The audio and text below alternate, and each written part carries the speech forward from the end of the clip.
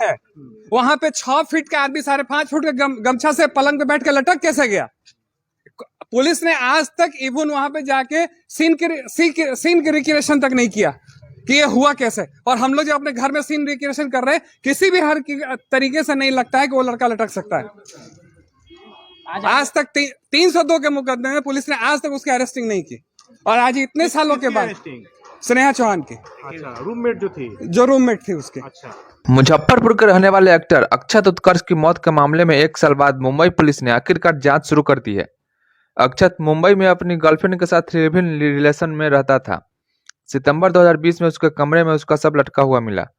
मामले में जांच के लिए पहुंची मुंबई पुलिस ने उत्कर्ष के पिता विजयंत किशोर उर्फ राजू का बयान दर्ज किया। इसके बाद जब वे वापस लौट रहे थे, तभी मृतक के चाचा विक्रांत किशोर ने विरोध करना शुरू कर दिया और कहने लगे, सर 9 फुट के कमरे में बिस्तर पर 6 फुट का उत्कर्ष कैसे लटक सकता है।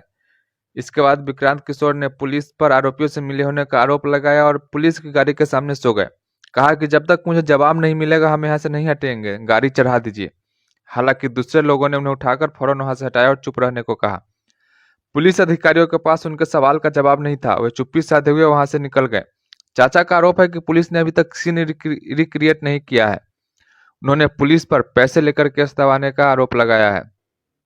मुजफ्फरपुर के सिकंदरपुर निवासी विजयंत किशोर के पुत्र अक्षत उत्कर्ष की लाश 27 सितंबर 2020 को मुंबई के अंधेरी वेस्ट में उसके कमरे में मिला था।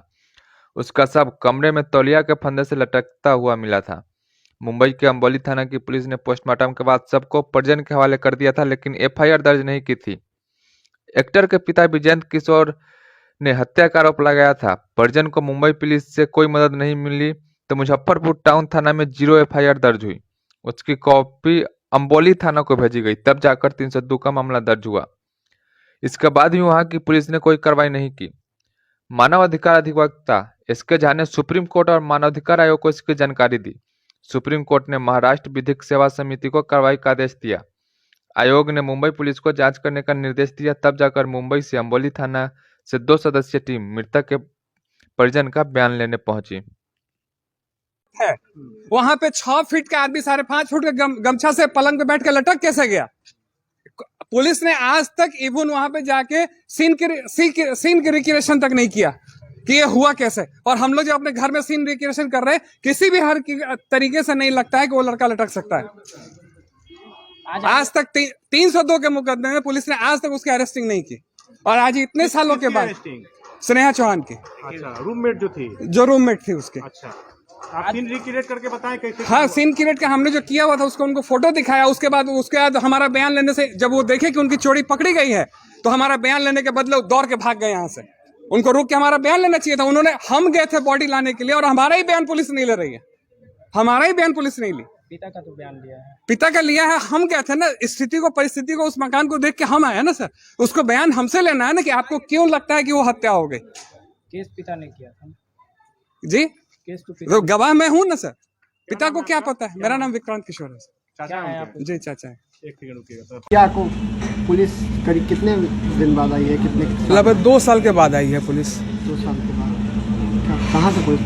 मुंबई पुलिस आई। क्या मामला था? क्या मिला? मेरा बच्चा वहाँ पर गया था फिल्म इंडस्ट्री में काम करने के लिए। उसको 2 फिल्म में काम भी मिला था, लिट्टी चोखा में और आशिकी में। उसका शूटिंग था 4 अक्टूबर से प्रयागराज में और 27 तारीख को ही ये घटना घटी। स्नेहा चौहान एक उसकी रूम पार्टनर थी, जो उसको लगा कि साहब ये बिहार जा रहा है। वो बताया था कि हम शूटिंग के बाद गांव जाएंगे और वहीं मेरी शादी हो गई, चर्चा चल रही है। तो लगा कि हमसे शादी नहीं करेगा अब ये, और वो भी इनकार किया था उससे। और हमसे पूछा भी था कि यहाँ से परेशान हैं हम लोग, इसकी बहन, सारे लोग दबाव बना रहे हैं। क्या दबाव? इस शादी स्नेहा चौहान जो रूम पार्टनर उसी से शादी करने के लिए। उसकी मौत कैसे हुई? जी, मौत कैसे हुई? मौत उसकी हत्या कर दी गई। स्नेहा चौहान उसके साथ ही मिलकर। क्यों? वो शादी नहीं कर रहा था और वो वहाँ से लौट रहा था बिहार, इसके कारण से। अब क्या उम्मीद जगी है? अब उम्मीद जगी है कि साहब उसके ऊपर कार्रवाई होगी। पुलिस ने विश्वास दिलाया है कि हम जाके उसको गिरफ्तार करेंगे। क्या नाम है आपका? मेरा नाम विजयंत किशोर उर्फ राजू चौधरी। क्या हुए आप? उसके पिता हुए अक्षत उत्कर्ष।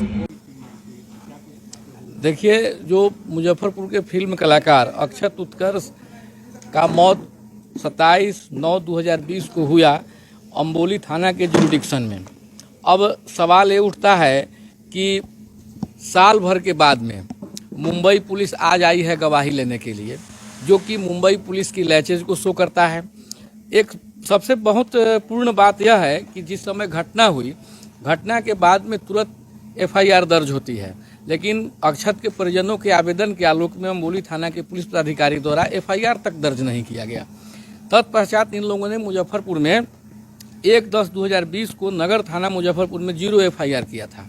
उसके आधार पर 17/11/2020 को अम्बोली थाना में 485/20 धारा 302-34 आईपीसी में अभियुक्त स्नेहा चौहान उर्फ स्नेहा राजपूत स्नेहा चौहान की बहन एवं अज्ञात पर प्राथमिकी दर्ज किया गया। आज तक इसमें किसी की गिरफ्तारी नहीं हुई। अब यह बात साल भर 1.5 साल की से अधिक की बात हो चुकी है। 302 जैसे जघन्य अपराध में आज तक किसी की गिरफ्तारी नहीं हुई, जो इस एफआईआर को लॉज्ड होने के तुरंत बाद में इन्फॉर्मेंट को दिया जाता है। अब इससे बड़ी विडंबना क्या है महाराष्ट्र पुलिस को कि इन्होंने एफआईआर दर्ज किया है 17/11/2020 को और आज 1/3/2022 को ये एफआईआर रिसीव करा रहे हैं। ये क्या है? तो सबसे बड़ी भारी लैचेज की बात है। और दूसरी बात है कि आज तक इन्होंने बयान तक नहीं लिया इन्फॉर्मेंट का। हम लोगों ने इसके लिए national human rights commission, honourable supreme court of India, Maharashtra human rights commission हमने को लिखा।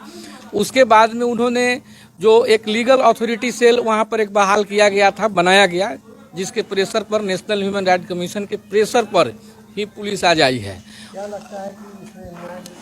देखिए, आज तो पुलिस अपना जो कार्रवाई पुलिस को 1.5 साल पहले करनी चाहिए थी, वो आज 1.5 साल के बाद में वो किया है। चाहे जैसे भी उसको प्रेशर मिला, लेकिन काम आज किया है। तो अब हम थोड़ा सा देखेंगे, आगे की रणनीति पहले देखेंगे, समझेंगे कि आखिर पुलिस अब कर क्या रही है, और उसके बाद में इस पर हम लोग गंभीरतापूर्वक विचार करके तब हम लोग आगे की रणनीति फिर तय करेंगे।